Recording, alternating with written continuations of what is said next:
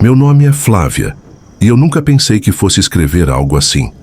Moro em Minas Gerais há uns bons anos, numa cidade que prefiro não dizer o nome. É um lugar antigo, cheio de ladeiras e casarões que guardam histórias, sabe? Mas o que aconteceu comigo, Deus me livre. Até hoje, quando a noite chega e as ruas ficam vazias, meu coração acelera só de pensar. Tudo começou num fim de semana qualquer. Meu marido, o Ricardo, tinha viajado a trabalho e eu fiquei sozinha em casa. Nossa casa era alugada, um casarão um pouco antigo, com cômodos amplos e um corredor comprido que parecia não ter fim.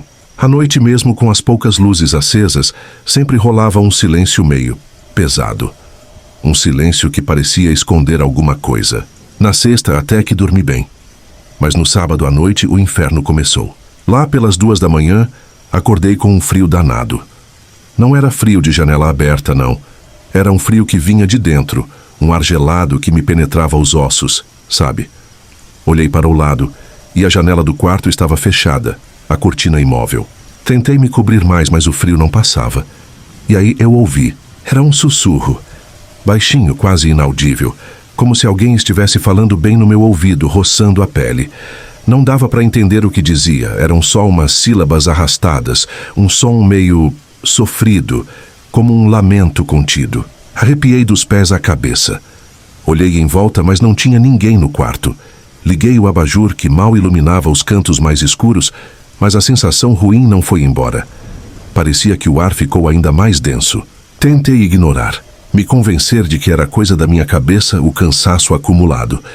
Mas o sussurro voltou. Mais perto agora, parecia vir do canto do quarto, onde tem um guarda-roupa antigo de madeira escura, daqueles que rangem com qualquer sopro de vento.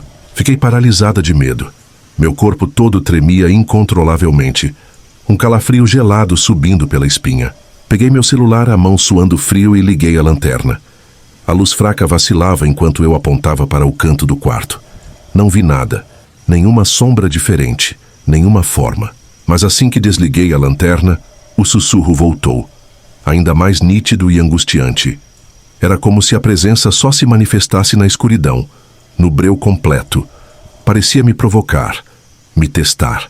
Passei o resto da noite com a luz acesa, o coração batendo na garganta, que parecia querer sair pela boca, escutando cada barulho da casa.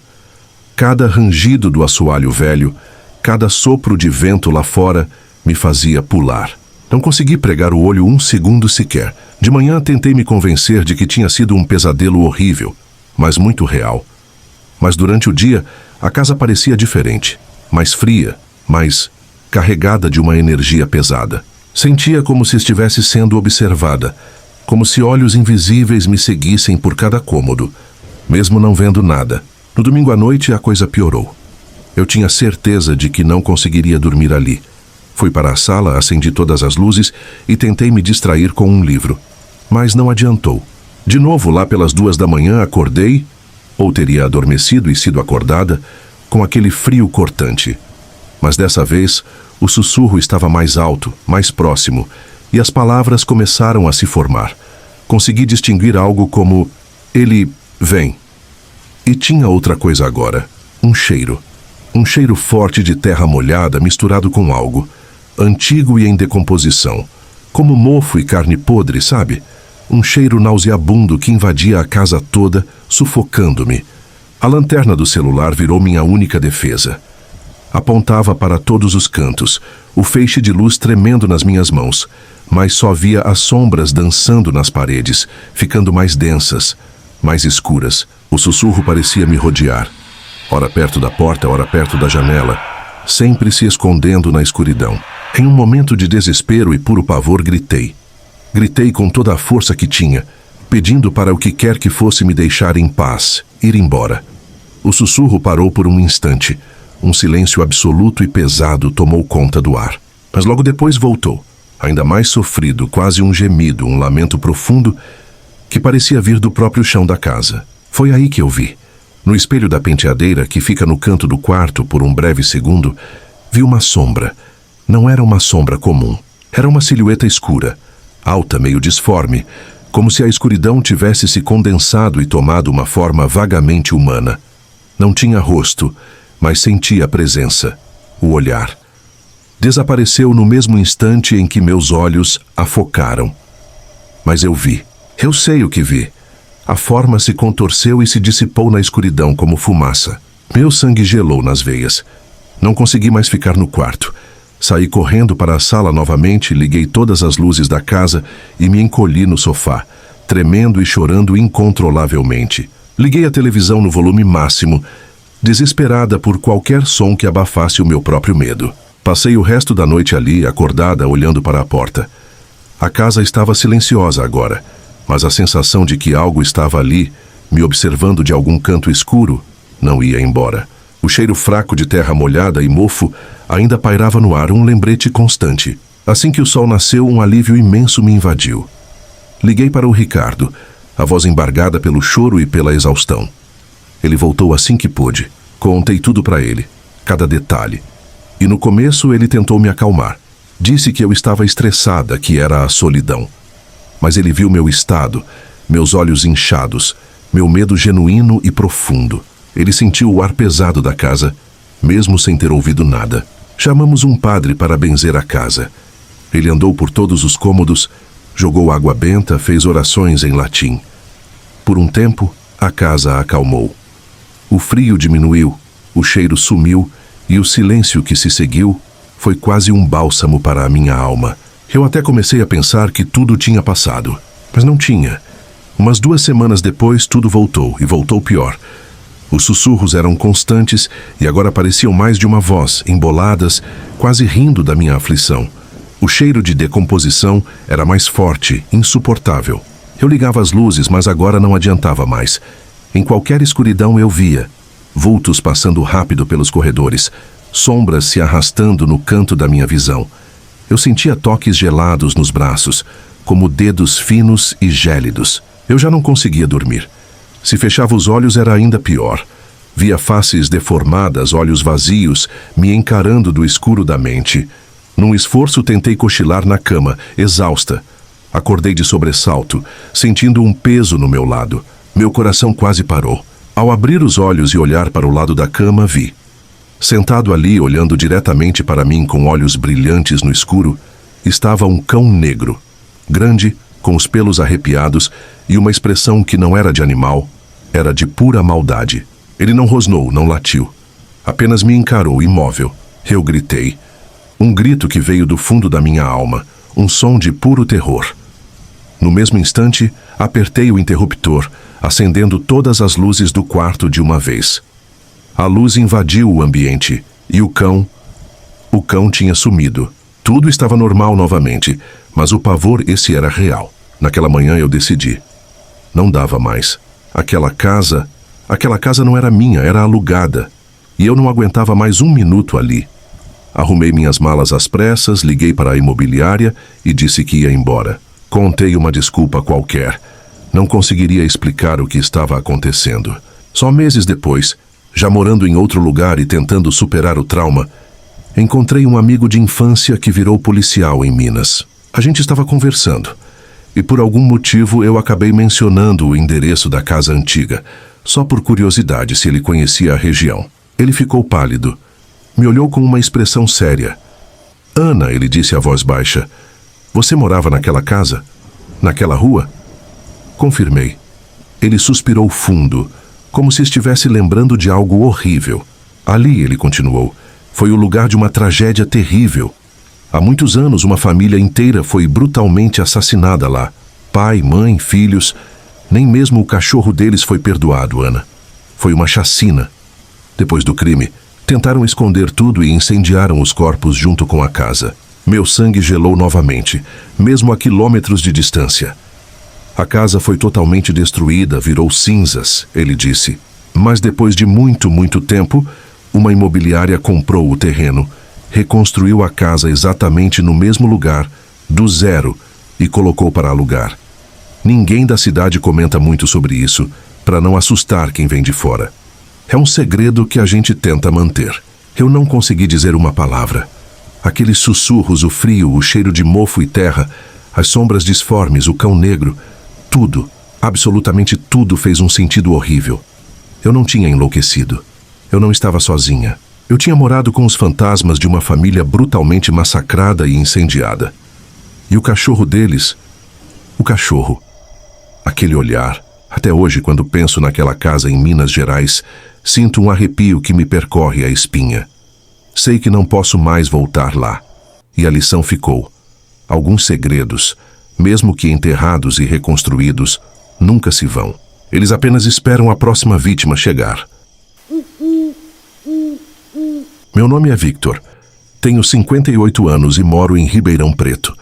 Minha vida inteira foi dedicada à biologia, à veterinária, a entender o instinto selvagem de cada criatura. Passei décadas achando que conhecia tudo o que rastejava, voava ou andava sobre a terra. Mas 30 anos atrás, no coração da África, eu descobri que existem abismos que nenhuma ciência pode preencher.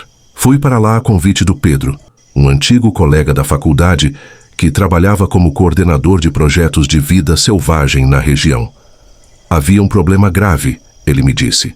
Ataques a aldeias atribuídos a leões, mas com uma brutalidade e uma frequência fora do comum. Pedro, mesmo sendo um cientista, soava inquieto. Victor, não parece coisa de leão, não do jeito que estamos acostumados. Eu, com minha mente analítica, achei que ele estava impressionado demais, mas a curiosidade e o desafio me levaram até lá. Chegamos a uma pequena tribo isolada, a mais afetada pelos ataques. Os rostos dos anciãos eram um mapa de medo, contavam histórias de espíritos famintos e bestas que dançavam com a lua, que eu escutava com respeito, mas por dentro buscava a lógica, o padrão animal. Passei as primeiras noites sentindo a tensão pesada no ar, os uivos distantes dos cães da aldeia, um presságio que eu não entendia. O inferno começou em uma noite sem lua, densa, escura como veludo. Eu mal conseguia ver a palma da minha mão. O silêncio da savana foi quebrado por um grito cortante, um som de desespero absoluto vindo das bordas da aldeia. Corremos eu e alguns guerreiros com tochas e lanças. O corpo de um homem de idade estava lá, não apenas morto, mas dilacerado de forma inexplicável.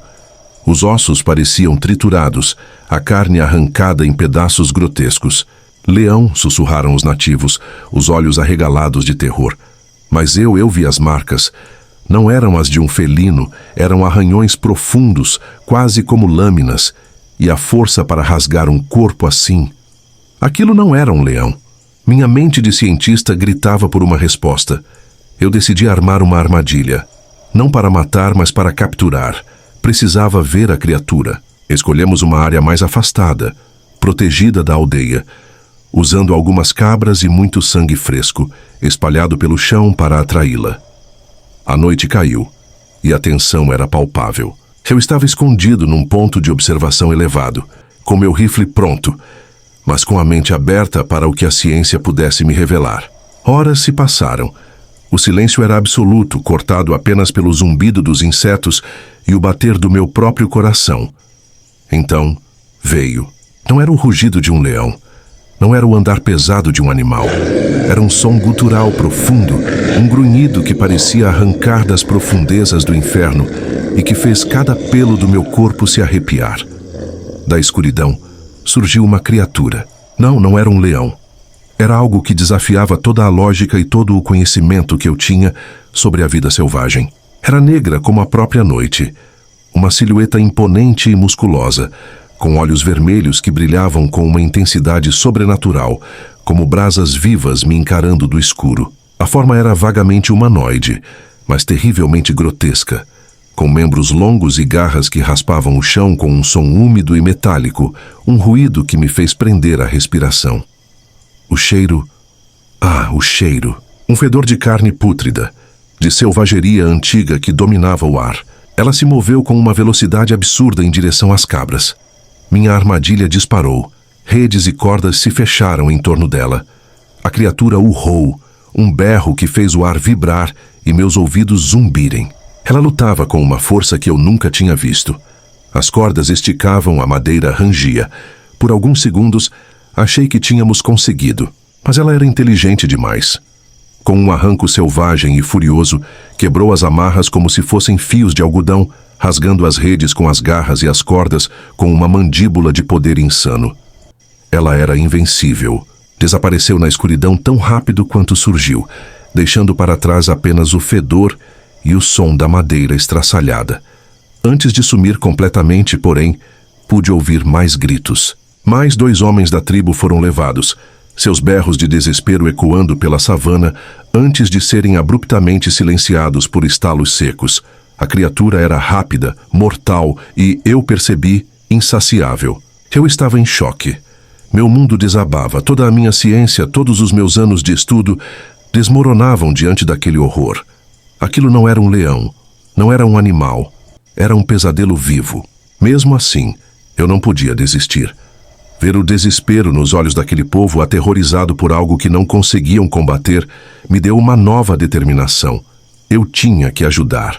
Decidi montar outra armadilha, ainda maior e mais resistente, a quilômetros de distância da aldeia para não colocar ninguém em risco novamente. Expliquei aos guerreiros o que vi, a descrevi, e eles, com os olhos arregalados de terror e a voz baixa, confirmaram. É o caçador da lua, Victor. A lenda é real. A noite veio de novo, mais fria, mais tensa, mais carregada de presságio. Dessa vez preparamos uma área ainda mais isolada, usando carcaças frescas e baldes de sangue para atraí-la. Eu e os poucos homens que ainda tinham coragem, nos escondemos, mal respirando. O silêncio era esmagador, quebrado apenas pelo meu coração batendo como um tambor no peito. E ela voltou. O mesmo grunhido infernal, o mesmo cheiro pútrido que grudava nas narinas. Os olhos vermelhos flamejando na escuridão enquanto ela se aproximava, cautelosa, quase como se soubesse o que a esperava, com uma inteligência que gelava a alma. Minha segunda armadilha disparou. Cordas de aço, redes reforçadas, tudo se fechou sobre ela. A criatura soltou um urro de fúria dilacerante. Ela se contorceu com uma violência inacreditável, rasgou as redes com as garras, mordeu as cordas com uma mandíbula de poder insano. Era monstruosamente forte, uma fúria indomável. Conseguiu escapar novamente, arrastando pedaços da armadilha consigo.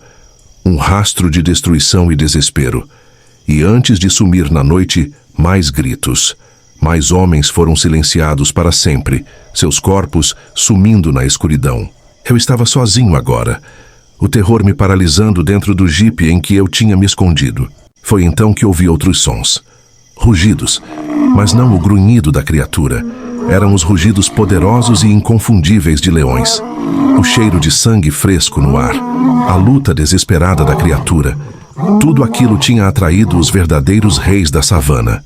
3 leões enormes e imponentes surgiram do breu, atraídos pela carnificina. E viram a criatura. Um rugido de fúria primordial rasgou a noite, seguido por outros 2. Os leões guardiões daquele território não permitiram a invasão. Atacaram ferozmente, suas presas e garras rasgando a escuridão. A criatura urrou de dor e fúria, mas os leões eram muitos e lutavam com a fúria dos predadores dominantes em seu próprio domínio.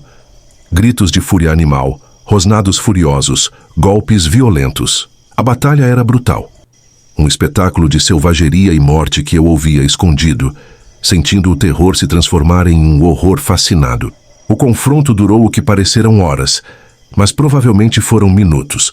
Os rosnados foram diminuindo, os golpes se tornaram menos frenéticos. Finalmente, um urro final da criatura, um som de agonia e derrota que ecoou pela savana, antes de um silêncio pesado descer sobre o local, quebrado apenas pela respiração pesada e os sons de mastigação dos leões. Eles tinham vencido, devoraram o que restou, limpando seu território. A lei da selva prevaleceu sobre o horror sobrenatural. O amanhecer veio devagar, trazendo a luz e espantando os leões, que se afastaram saciados para suas tocas. Com a luz do sol, o cheiro de morte ainda pairava, mas o medo diminuiu, substituído por um cansaço avassalador e uma curiosidade mórbida. Saí do jipe, as pernas bambas, e voltei ao local onde tudo havia acontecido. E lá estava, no meio do chão revolvido, entre os restos da armadilha e as marcas de garras e patas, havia um homem completamente dilacerado, com partes do corpo faltando, arrancadas, e outras espalhadas em um raio de vários metros. Nu, jovem com o corpo irreconhecível, mas inequivocamente humano. Seus olhos estavam abertos, vazios, fixos no céu que clareava. Era a mesma criatura da noite, mas agora era apenas um corpo. Um homem que eu nunca tinha visto antes, mas que, de alguma forma inexplicável, eu sabia que era a fera. Um lobisomem. Aquela imagem nunca mais me deixou. Voltei para Ribeirão Preto um homem diferente. A ciência é maravilhosa, mas aprendi que há mistérios que se escondem nas sombras, encantos selvagens do mundo que desafiam tudo o que conhecemos. E que, às vezes, a fera mais terrível não é o leão, mas aquilo que se transforma, que anda entre nós, à espreita na escuridão. E que, por mais absurdo que pareça, tem um corpo humano esperando no amanhecer. Desde então olho para as luas cheias de outra forma e me pergunto, quantos caçadores da lua ainda existem por aí, escondidos, esperando a escuridão para se revelar? Não esqueça de curtir, comentar e compartilhar nossos vídeos. Isso ajuda muito. Faça parte você também da família Alquimista Sobrenatural. Se você também tem algum relato ou história que queira compartilhar conosco, envie para o e-mail que está na descrição do vídeo ou no primeiro comentário fixado.